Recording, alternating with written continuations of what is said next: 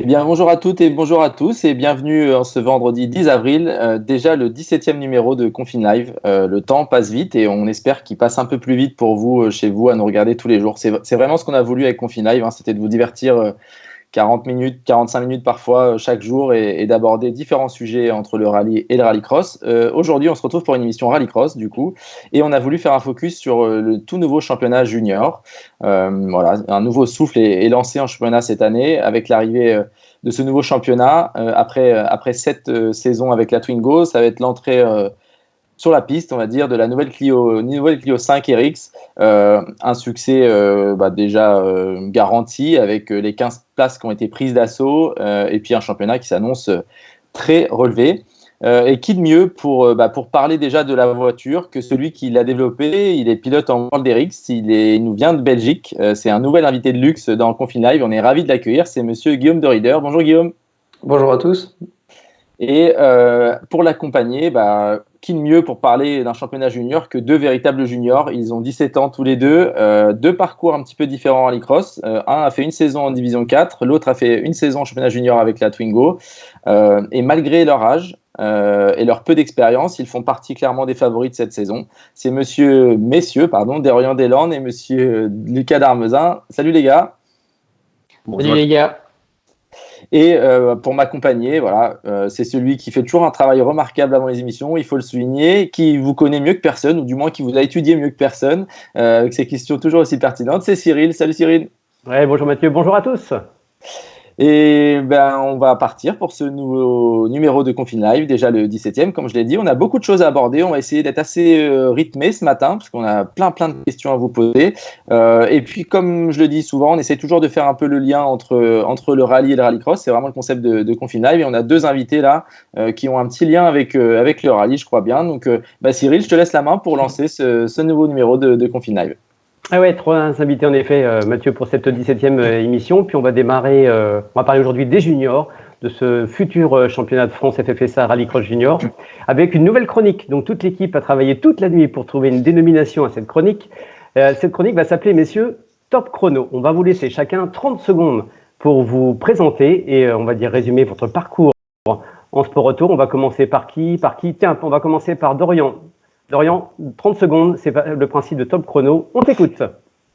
Et alors, bonjour à tous. Donc, moi, j'ai commencé le sport mécanique en 2013 au volant d'un karting. Donc, j'ai fait des championnats régionaux et nationaux. J'ai eu 2 titres de champion de Normandie en catégorie cadet et nationale. Et voilà, forcément, le karting, c'était dans le but de savoir tourner un volant, connaître le règlement du sport auto. Et voilà, donc dès mes 16 ans, en 2019, dès que j'ai pu, on a pu s'engager dans le championnat de France de rallycross. Et voilà, donc j'ai eu une saison de sport auto dans les mains, on va dire, et hâte de continuer. Ok, bon, tu as dépassé un petit peu. Si toi qui connais le rallye, chaque minute de trop, c'est 10 secondes de pénalité. Hein, donc, tu as déjà pris 10 secondes. Merci, Dorian. Bon, après, c'était une première pour Dorian. Donc, le second, on va te laisser la parole, Lucas. Pareil, 30 secondes pour te présenter, toi aussi, qui a 17 ans cette année et qui a roulé. Voilà, on te laisse la parole. 30 secondes, Lucas, c'est à toi. Bonjour à tous, voilà, Lucas Darmezin, j'ai 17 ans. Donc, j'ai débuté le sport auto à l'âge de 13 ans aussi, en karting. J'ai fait 3 courses en Ligue Rhône-Alpes. Voilà, ce qui m'a permis d'apprendre beaucoup de choses, de rouler en peloton, voilà, d'apprendre les bases. Donc voilà, ça m'a beaucoup servi par la suite. Ensuite, j'ai eu très peu, voilà quoi, je sais pas trop. Voilà, 30 secondes. Ça c'est compliqué. Ça passe vite. Ouais, ça passe vite. Bon, l'avantage, il va être pour le troisième. Je vois que Guillaume s'est préparé. 30 secondes, Guillaume, c'est à toi. Alors moi, comme Dorian, j'ai commencé par le karting à l'âge de 10 ans. J'ai fait mes classes en championnat national, puis en championnat internationaux, jusqu'à arriver en championnat du monde, avant de me tourner vers le rallye. Et là, j'ai roulé dans des coupes de promotion comme la 208 Rally Cup en France, par exemple, et avant de switcher en 2017 sur du rallycross, qui est la synthèse parfaite du karting pour le côté asphalte et du rallye pour le côté un peu plus glisse et improvisation. Parfait. Bon, toi, c'était pas évident parce qu'il n'y avait pas le chrono. Bon, franchement, vous avez été bon. Mais on a jugé avec Cyril, on avait un peu anticipé. On a jugé que 30 secondes, au vu de vos parcours respectifs, ça allait être un peu juste. On s'est dit que voilà, et on voulait vous connaître davantage pour ceux qui, pour toi, Guillaume, en France, te connaissent peut-être pas beaucoup. Pour les gens du rallye qui vont découvrir Lucas et Dorian. Donc, on va creuser un petit peu. Et puis, on reviendra, une fois qu'on vous aura bien charcuté chacun votre tour, on reviendra forcément sur ce qui nous lie aujourd'hui, c'est le championnat junior 2020 en rallycross. Allez, Cyril, à toi, je te laisse commencer. Allez, on va dire pareil, on va suivre le même ordre de Dorian. C'est une très bonne idée. Ouais, on va commencer par Dorian. Dorian, toi, tu es tombé dans le sport automobile étant tout petit, une vraie passion familiale. Et on va justement remonter ta jeune carrière en sport auto en s'appuyant sur des photos que nous prépare Pierre en régie. Et ta toute première peut-être sur un podium. Est-ce que ça dit quelque chose, Dorian? Et la photo elle circule sur Facebook depuis un petit peu, ça doit faire une semaine. Et voilà, donc ça c'était en 2013. Non, 2015, à l'essai. C'était la finale du championnat de Normandie. On voit qu'il y a Antoine juste devant moi. Alors ça, c'est une voiture, ça a l'air d'être une Peugeot 306 qui a l'air qu'un un état un peu particulier. Hein. Ok. Ouais, là, c'est mes 2 premiers longerons. C'était au Folcart des Neiges à Essai en 2018. Ma première course de voiture, ouais. Et puis cette saison 2019. Et ça, voilà. La dernière course du championnat 2019, donc c'était à Dreux et voilà, honnêtement, je pense que ça a été vraiment mon week-end le plus abouti de la saison. Enfin voilà, avec une régularité tout au long du week-end. Voilà, on n'a pas lâché le top 5, donc ça reste vraiment un super souvenir pour moi. Ouais. Et donc Dorian, quel bilan tu fais un peu de cette saison 2019, que ta première saison en Division 4, tu termines sur le podium final, une victoire à Faleras, 2 podiums à Essai et à Dreux. J'imagine un très bon souvenir pour une première année. Hein. Oui, forcément. On s'y attendait pas que ça nous sourie autant. Voilà, sur le papier, je savais que la voiture, elle pouvait être entre le top 5 et le top 10. Donc voilà, pourquoi pas faire 2-3 finales dans la saison. Voilà, on a fait les 9 finales sur les 9 courses que comportait le championnat. Donc voilà, on a montré qu'on pouvait être là vraiment sur l'ensemble du championnat. Voilà, quand je me suis arrivé cette saison, je connaissais que 2 circuits. Je connaissais l'Essai parce que voilà, c'est mon circuit. Voilà, j'habite à 15 minutes du circuit. Et je connaissais aussi le circuit de Essai dans l'Orne. Donc, vu que j'avais fait le Folcart des Neiges justement en mars. Donc, voilà, sur les 9 circuits du championnat, j'en connaissais 2. Donc, voilà, beaucoup de découvertes malgré que le rallycross, voilà, c'est une ambiance que je connais grâce à mon père parce qu'il a eu son équipe d'Elan Sport justement pendant des années. Mais voilà, quelque chose de nouveau pour moi dans la voiture. Donc, ça a été vraiment de la découverte du samedi matin au dimanche soir, j'ai envie de dire. Et je pense qu'on n'a pas grillé les étapes. J'ai vraiment un entourage de luxe, si je peux me permettre. Voilà, des personnes qui savent ce que c'est. Et je pense que ça m'a énormément aidé pour cette saison. Oui. Eh ben, merci pour cette transition, Dorian. Tu parlais de ton entourage. C'est l'occasion de parler des hommes de l'ombre, de tes coachs, et notamment de tes débuts en karting. Peux-tu nous présenter l'homme qui est à côté de toi sur cette photo? Ça, c'est David Fortin. Donc, c'est vraiment avec lui que j'ai tout appris, que ce soit en karting ou en voiture. Il m'a vraiment fait travailler. Et enfin, je ne sais pas si Dada nous regarde en ce moment en live, mais voilà, je le remercie énormément. C'est vraiment avec lui que ça a commencé. Je suis parti en 2013 avec un monsieur que je ne connaissais absolument pas.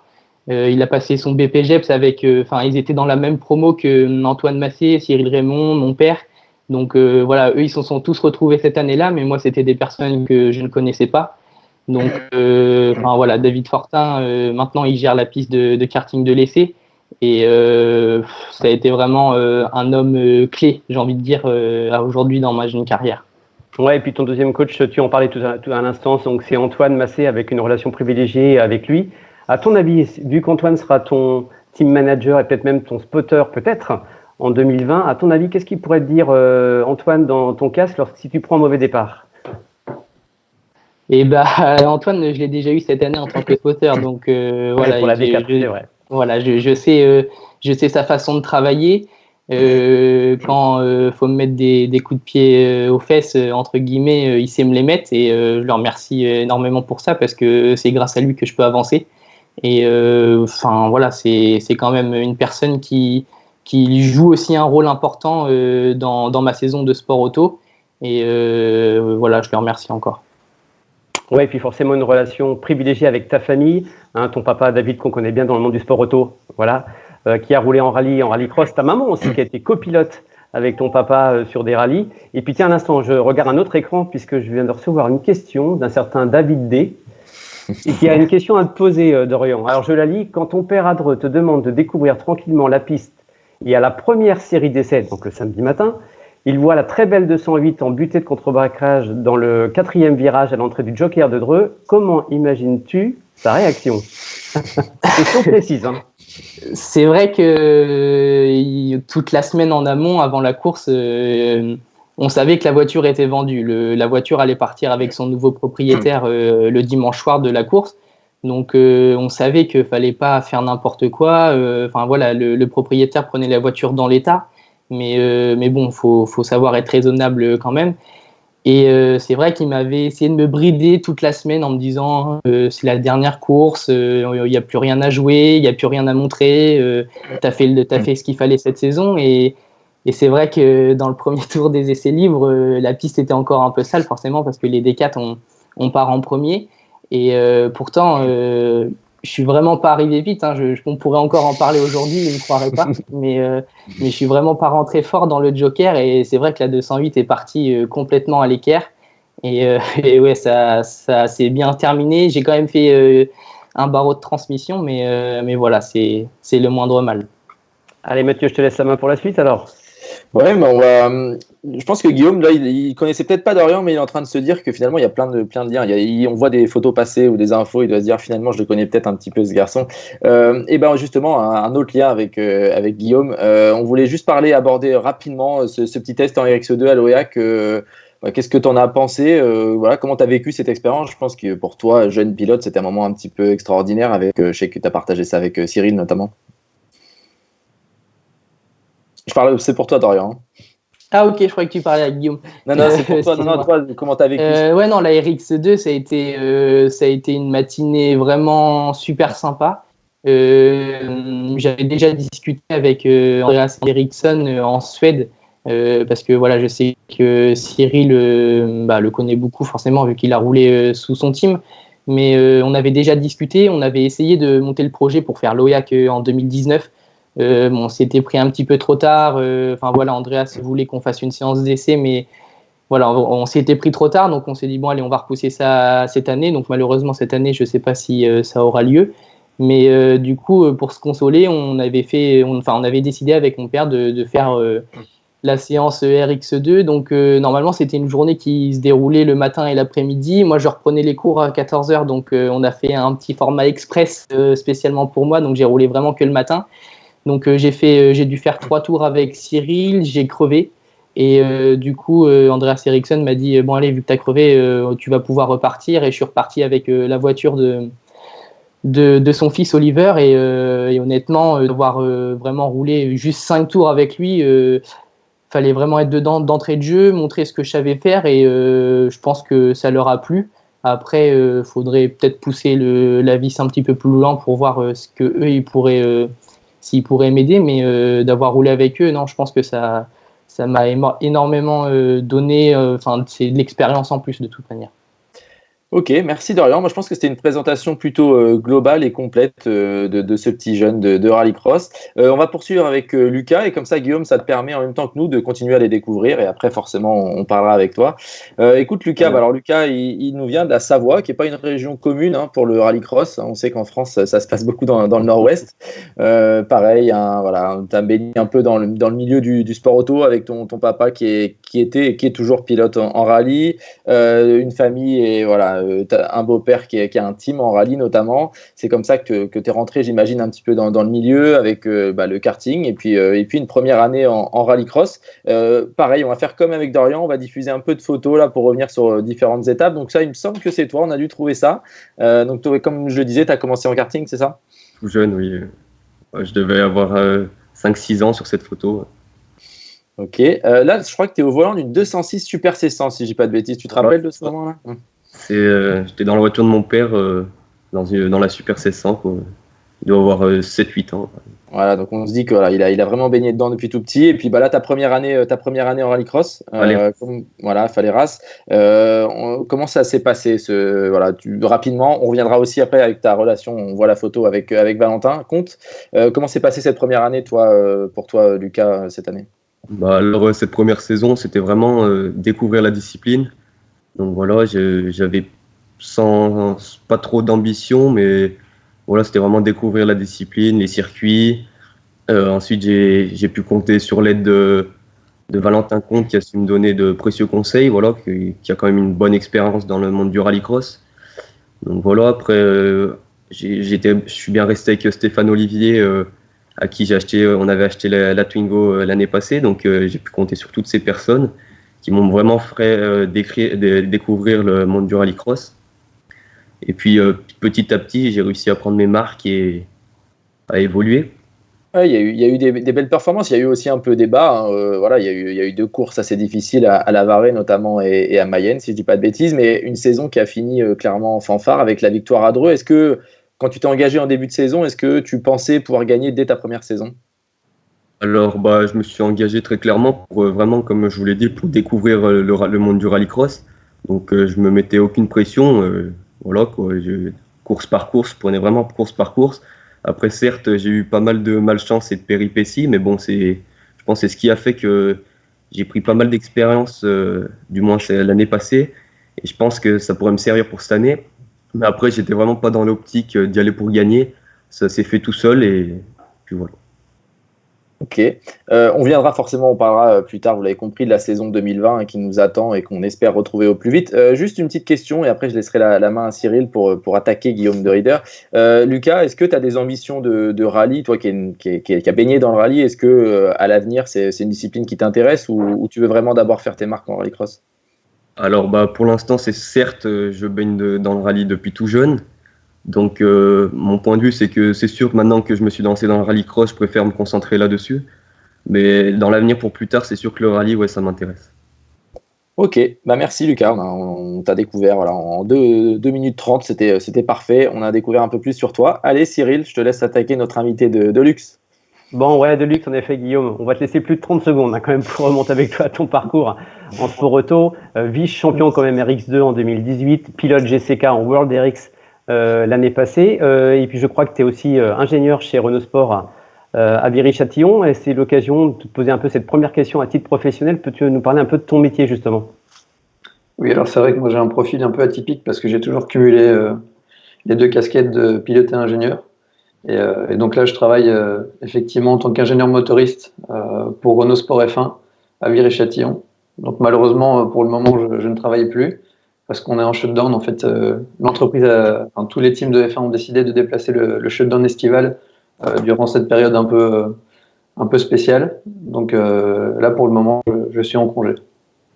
Voilà, et puis on va prendre le temps de revenir avec toi sur cette année 2019 avec cette magnifique année de découverte, hein, avec ton coéquipier Cyril Raymond en World RX GCK. Est-ce que tu peux nous parler un peu de cette année avec tout ce team de Gardin-Chicherie et puis cette expérience, j'imagine, unique de courir sur les plus belles pistes du monde? Oui, tout à fait. C'est, comme vous le dites, une expérience complètement unique. Et je remercie encore Guerlain pour la chance qu'il nous a donnée à moi et à Cyril parce que c'est vrai que c'est des budgets qui sont quand même colossaux et il nous a fortement aidé là-dedans. Donc sans lui, c'est quelque chose qui n'aurait pas été possible. Et on était tous les deux conscients que c'était une grande chance qui nous était donnée. Donc c'était une année où en tout cas on a eu des hauts et des bas. Moi je retiens énormément de positifs. C'est vrai que la voiture nous a pas forcément permis de jouer devant à chaque fois, mais on a quand même pu se mettre en avant sur quelques coups d'éclat et en tout cas être présent sur toutes les manches du championnat du monde, rouler sur tous les circuits avec les meilleurs pilotes du monde, donc c'était vraiment quelque chose d'exceptionnel. Partager ça avec Cyril, c'est aussi quelque chose qui me tenait beaucoup à cœur parce qu'en fait on se connaît depuis le karting. On s'était un petit peu perdu de vue parce que lui était parti vers la monoplace, moi j'étais parti vers le rallye et nos chemins se sont recroisés en RX2 en 2017. Avec une belle image, hein, regarde. C'est ça, ouais. On avait une super complicité et je suis vraiment content d'avoir partagé ça avec lui parce que c'est un super coéquipier, on a vraiment bien travaillé ensemble. Et donc, comme je le disais, on s'est retrouvés en RX2 en 2017, et puis donc l'un contre l'autre, et pour finir en 2019 en tant que coéquipier dans le même team, donc c'est plutôt une belle histoire. Une belle histoire. Et puis forcément, l'année 2020, tu as essayé de trouver un programme pour repartir éventuellement. Tu penses à l'équipe au MSE il y a quelques semaines pour courir sur la glace. Et puis voilà, la pandémie est passée par là. Oui, malheureusement, comme beaucoup de personnes, j'avais fait des plans qui ne se sont pas concrétisés finalement. C'était un peu compliqué parce que c'était la seule chose que j'avais de concret pour cette année à ce moment-là. Donc effectivement, on devait aller faire le championnat sur glace, donc le Rally X on Ice en Suède fin du mois de mars. Voilà, malheureusement, ça ne se fera pas. Ce n'est que partie remise, mais c'est vrai que ça aurait pu être une expérience assez sympa. Alors, on va parler un tout petit peu du programme de cette année en World RX pour cette saison 2020, alors qui est pour l'instant forcément amputé. On attend tous des nouvelles comme dans tous les secteurs du sport auto. Quel est un peu ton regard un peu sur cette année qui arrive? Au vu de tous les engagés, je pense que si on recommence à rouler bientôt et que le championnat se fait, ça va vraiment être un très très bon cru. Il y a énormément d'excellents pilotes sur pas mal de voitures qui peuvent jouer la gagne, donc je pense que ça va être une super année. Le tout est de voir quand est-ce qu'on va recommencer à rouler. Ça, c'est encore une inconnue que personne ne maîtrise, mais effectivement, la grille va être vraiment sensationnelle et je m'attends à beaucoup de spectacles. Donc j'ai hâte de voir le championnat qui reprend. Et vu ton regard, pardon Mathieu, juste dernière question, vu ton regard Guillaume sur la saison 2019, tu verrais qui éventuellement devant, voire même un top 3? Ouais, ça c'est extrêmement question difficile. Hein. C'est extrêmement compliqué parce que je pense que les voitures en tout cas les voitures qui jouent devant arrivent de plus en plus à une asymptote, on va dire. Comme il y a plus vraiment de développement officiel pour le moment, je pense que les Peugeot ont prouvé qu'elles étaient extrêmement compétitives, les Hyundai également, mais il faut faire attention aussi aux Mégane qui ont déjà prouvé l'année passée qu'elles étaient extrêmement rapides et qui ont encore eu certaines évolutions. Donc je pense qu'il y a beaucoup de voitures qui peuvent jouer la gagne et autant de pilotes, voire même plus de pilotes qui peuvent jouer la gagne sur ces voitures. Donc faire un top 3, c'est extrêmement compliqué. Évidemment, il y aura toujours des favoris comme Tim Johnson qui est le champion en titre, ou Andreas Backrud qui était son plus féroce opposant l'année passée. Donc ça, c'est sûr que ça reste évidemment deux candidats sérieux au titre. Faudra voir un petit peu ce que Kristoffersson peut faire avec les voitures dont il dispose. Je pense aussi que ça va être un sacré candidat. Donc et encore, ça c'est juste 3 candidats parmi tant d'autres, mais je pense qu'ils seront bien plus nombreux à la victoire. Et du coup, pour toi, on va revenir un peu sur toi. Est-ce que bon, alors on sait que le World RX, ça va être clairement compliqué, mais est-ce qu'il y a d'autres options, le Project E, le Raw RX, voilà, tu peux nous en donner un petit peu plus, toi? Oui, tout à fait. Enfin, le World RX, comme je l'ai dit, c'est des budgets qui sont colossaux, donc c'est très compliqué pour des pilotes comme moi ou même Cyril. On est un peu dans la même situation d'arriver à débloquer ce genre de budget pour une saison, donc on se tourne plutôt vers d'autres solutions. Comme l'Euro RX ou le Project E. Moi, le Project E, c'est quelque chose que je regarde de très près depuis un bon moment maintenant, parce que ça peut être très intéressant d'arriver à faire le switch vers l'électrique avant les autres pilotes. On sait qu'en 2021, le championnat du monde accueillera des voitures électriques. Donc, pourquoi pas faire le switch et déjà prendre de l'expérience sur ce type de technologie de voiture avant les autres pilotes. Je pense que ça peut être très intéressant. Et puis, on va pas se le cacher, je pense que c'est aussi plus dans l'air du temps et plus simple d'aller chercher des partenaires pour ce genre de programme. Voilà, c'est l'électrique, on aime ou on n'aime pas, c'est pas vraiment la question. Moi qui suis ingénieur motoriste chez Renault F1, donc sur des moteurs thermiques, je peux pas cacher ma passion pour les moteurs thermiques, mais je pense aussi qu'il faut vivre avec son temps. Et la question à se poser, c'est est-ce qu'il vaut mieux switcher vers de l'électrique plutôt que de voir la discipline peut-être dépérir à long terme. Donc voilà, ça c'est un débat qui pour moi n'a pas de bonne réponse ou de mauvaise réponse. Mais moi, c'est le parti que je prends et en tout cas, j'espère que ça payera à l'avenir. Ok.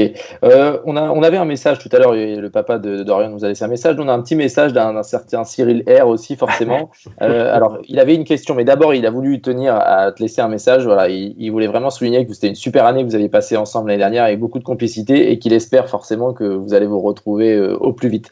Sa question, c'était de se demander qui était l'heureux vainqueur de l'Aubergine en 2019. Et pour les gens qui me trouvent, le pilote le plus malchanceux ou malheureux. Avec les fameux stickers qu'on voyait sur les voitures. Je vois pas de quoi il parle. Non, je pense que malheureusement, Ça s'est joué d'une courte tête, mais je pense que c'est moi qui ai gagné. D'accord. Bon, allez, on va enchaîner. Voilà, chez Confine Live, on aime bien les petites parties décalées. On a préparé une petite interview pour toi. Voilà, un peu le match France-Belgique, Guillaume. Mais c'est Cyril qui va avoir l'honneur de te poser quelques questions sur ce thème décalé. Voilà, thème décalé en effet, Mathieu. 5 questions, Guillaume, avec une réponse claire. Voilà, chaque fois on te fait 2 propositions. Plutôt Paris ou Bruxelles? Allez, plutôt Bruxelles pour le cœur. Plutôt frites ou camembert? Je suis un gros amateur de fromage, mais allez, plutôt frites. Allez, on retourne sur les circuits. Plutôt Mété ou l'Oéac? Ça c'est compliqué. Mété, c'est un circuit de cœur, mais c'est vrai que le plus mythique, ça reste l'Oéac. Voilà, et puis on va rebondir sur ton métier avec la F1 chez Renault Sport. Plutôt Spa ou Castellet? Spa. Et enfin, dernière question. Allez, on la pose quand même, Mathieu. Plutôt Cyril Raymond ou Jackie X?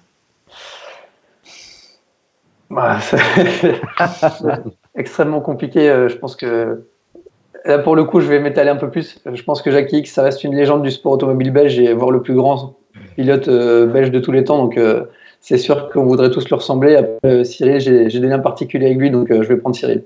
Ah, bien joué. Et moi, j'ai une dernière question piège qui va nous permettre de faire la transition. Attention, il y a un énorme piège, Guillaume. Eric Sedeux ou championnat de France junior? Si c'était pour moi personnellement, Eric Sedeux, l'ayant déjà fait, j'aurais plus de facilité.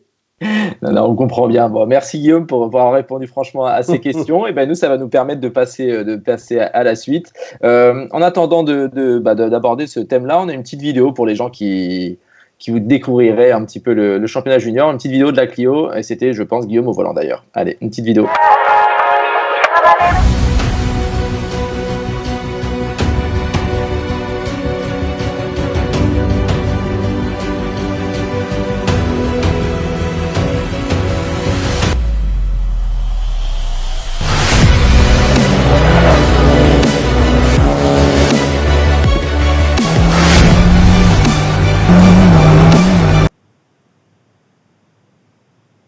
Voilà, pour ceux qui ne connaissaient pas, voilà, donc c'est la nouvelle Clio 5 RX qui va venir. Ça promet. Ouais, ça promet. Le pilote a l'air de s'en sortir pas trop mal d'ailleurs. Bon, bref. Un nouveau, comme je dis tout à l'heure, clairement un nouveau souffle va arriver sur le championnat de France de rallycross avec cette arrivée de la Clio. Comme j'ai dit, un succès qui est déjà garanti. Maintenant, on n'attend qu'une chose, c'est que le championnat démarre. Toutes les voitures ont été vendues, toutes les voitures rallycross ont été vendues. Comme je l'ai dit, un super niveau. Donc là, on a 2 exemples parfaits devant, mais il y a vraiment un très, très fort niveau qui promet. On a tous beaucoup d'impatience de vivre au moins la première course, de voir un petit peu les forces en présence. Avant de parler du championnat, je crois que Cyril, tu voulais avec Guillaume qu'on revienne un peu sur la voiture justement. Oui, puisque Guillaume, tu as eu l'occasion de faire des essais pour le développement de cette voiture. Est-ce que tu peux nous parler un peu du comportement général de cette voiture? On sait que super châssis, boîte séquentielle, à peu près une puissance d'environ, je crois, 280 chevaux. Est-ce que tu peux nous reparler un peu de ce développement et de cette voiture? Oui, donc j'ai eu la chance d'être pilote de développement pour cette voiture. Donc avec mes collègues de Renault Sport qui sont aussi à Viry-Châtillon, qui m'ont appelé pour faire une séance d'essai de rallycross. Et en fait, dès le début, j'ai été assez bluffé par les prestations de la voiture, en sachant que elle doit aussi faire du rallye et de la Clio Cup. Donc en fait, les contraintes étaient beaucoup dictées par le championnat rallye, donc avec les réglementations Rallye 5, donc qui sont l'ancienne R1. Et donc pour ce type de voiture, j'ai vraiment été bluffé. Donc on sait déjà que le châssis est relativement performant.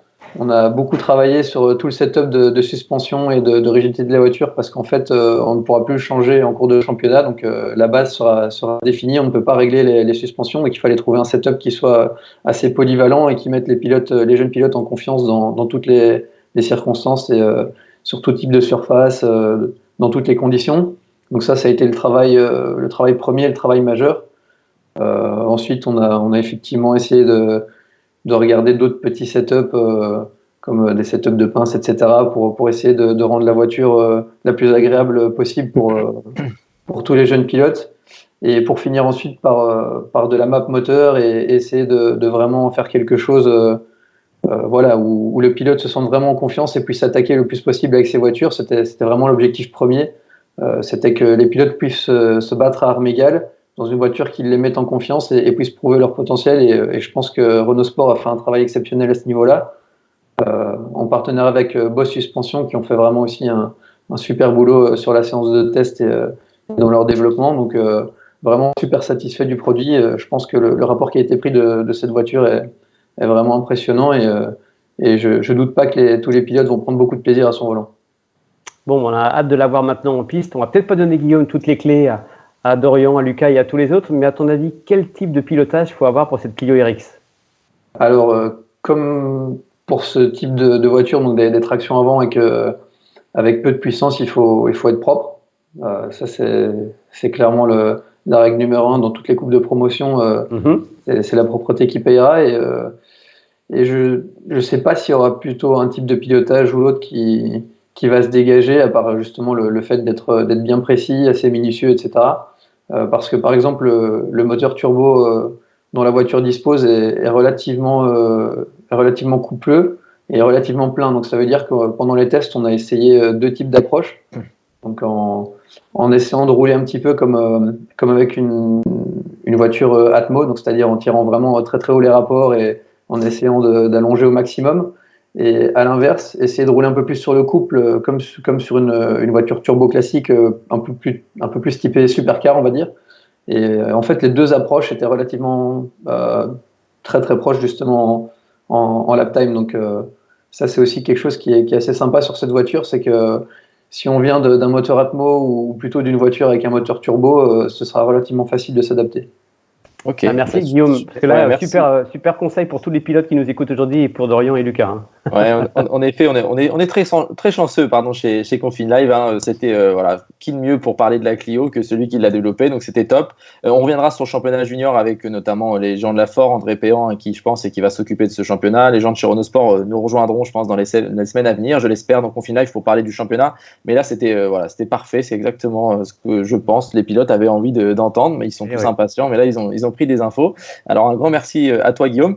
Dorian, pourquoi ce choix du championnat junior, toi qui avais fait le choix pour entre guillemets lancer ta carrière de ne pas faire la coupe l'année dernière et de partir en D4, est-ce que c'est pas un petit regret de ne pas avoir fait la coupe et pourquoi ce choix cette année? Non, aucun regret.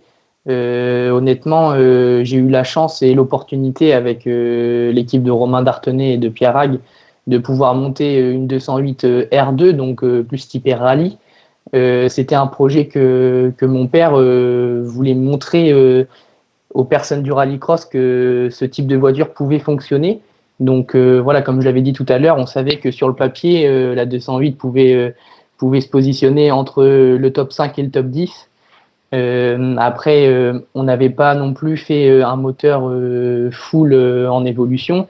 On voulait en fait tout simplement une voiture simple pour apprendre la discipline du rallycross.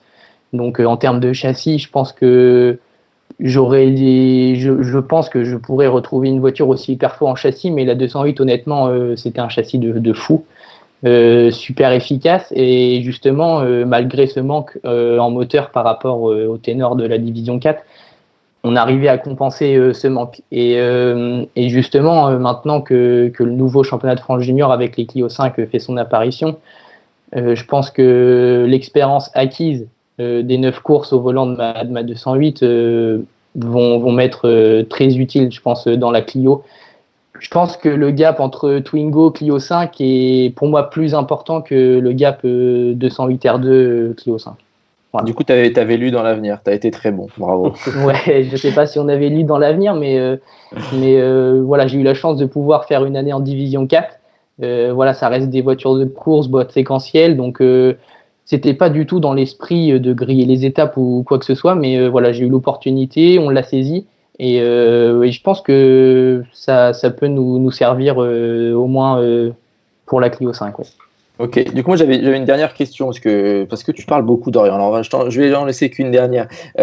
Tout le monde, dans les gens qui sont venus chez Confinive, à chaque fois qu'on a parlé du championnat junior, quand on demande un favori, on nous dit Dorian Deslandes. Sur les réseaux sociaux, les sondages qu'on peut faire, qu'on lit partout, on voit Dorian Deslandes comme favori.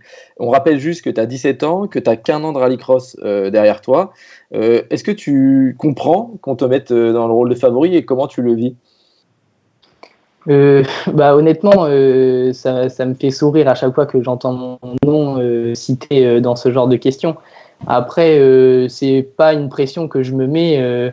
Je pense qu'on a su montrer de quoi j'étais capable l'année dernière en piste. Voilà, j'ai roulé contre des pilotes qui ont, j'ai envie de dire, depuis que je suis sur les pilotes de rallycross, je les ai toujours connus sur la grille de départ. Donc déjà, moi, de rouler contre eux, c'était une petite satisfaction. Et de pouvoir jouer avec eux aux avant-postes, voilà, c'était la cerise.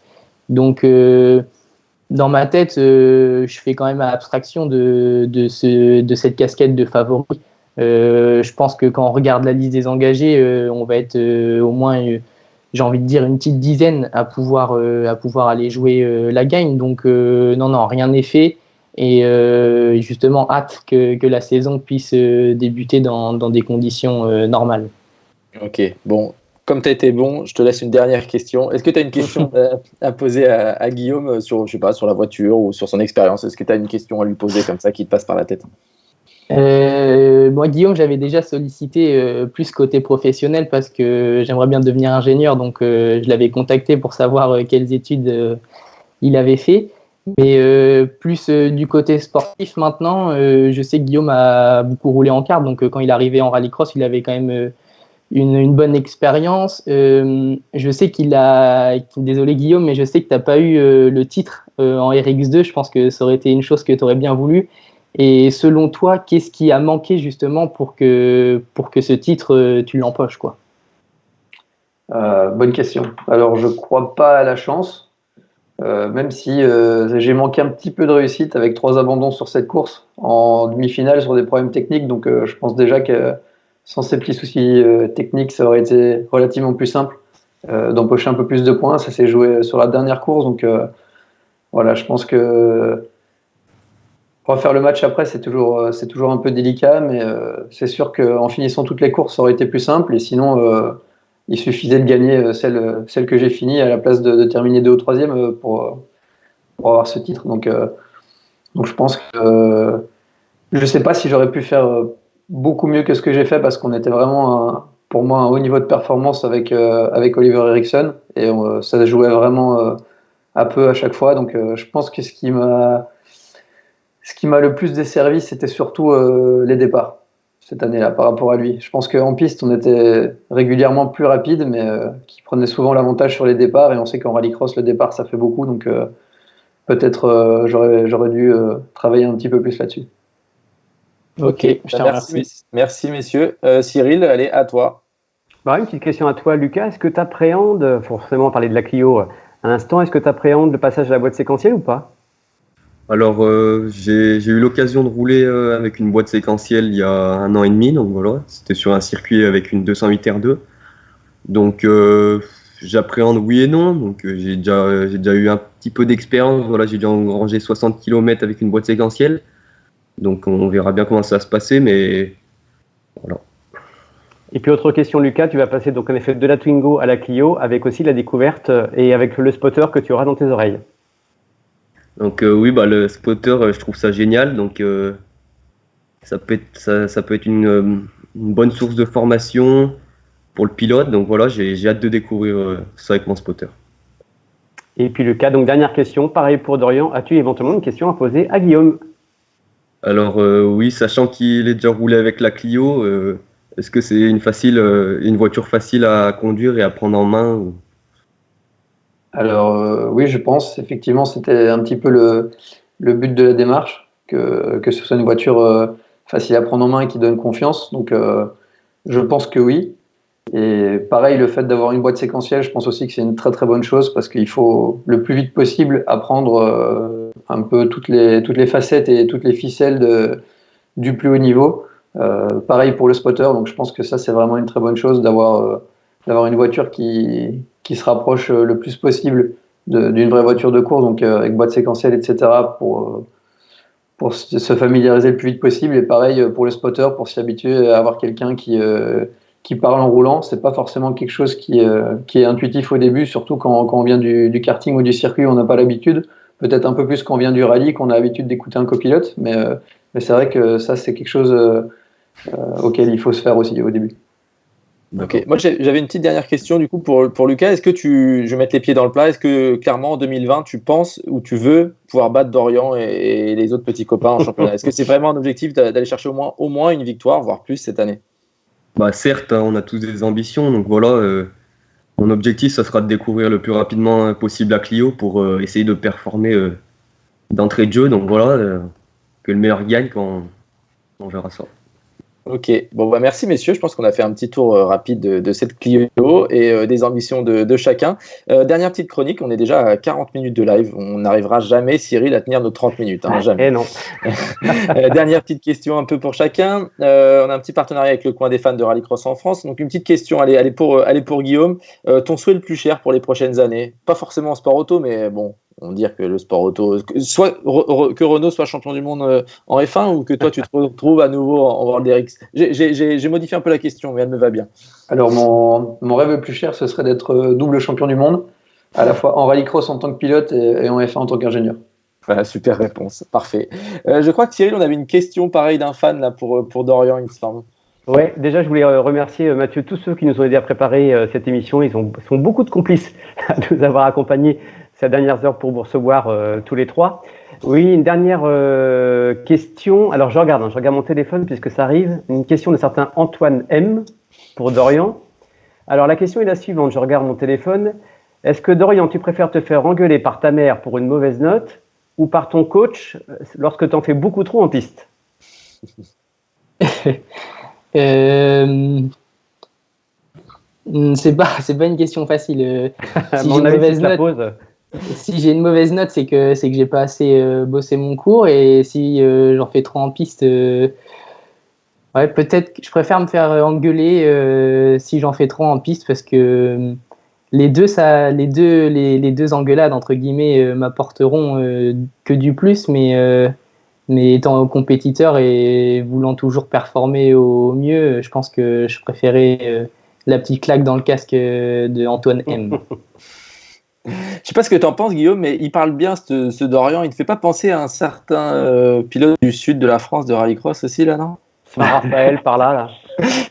Effectivement, ils s'expriment tous les deux plutôt correctement.